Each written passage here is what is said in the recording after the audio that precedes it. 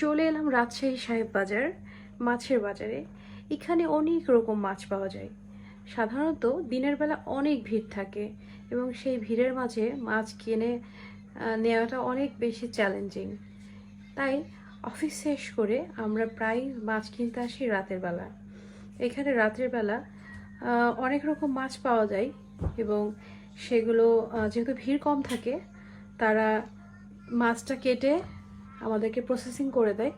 বাসায় যেয়ে খুব একটা ঝামেলা করতে হয় না। তো আমরা সাধারণত এখান থেকে বড় বড় কাতল কিনতেই পছন্দ করি। কাতল মাছে একটু কাটা কম থাকে, এই জন্য কাতল মাছটাই আমরা বেশি পছন্দ করি।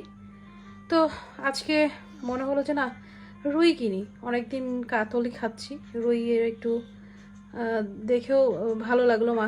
মাছটা একবারেই জীবিত ছিল। তো একটা মাছ নিয়ে নিলাম।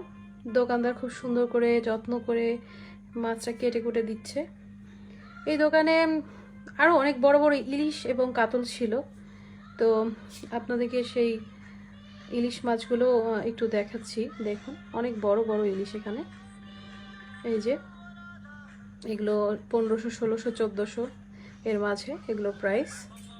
তো আপনারা যদি মাছ কিনতে চান, এভাবে রাতের বেলা সাহেব বাজারে চলে আসুন। ভিড় মুক্ত একেবারে, জঞ্জাল ছাড়া।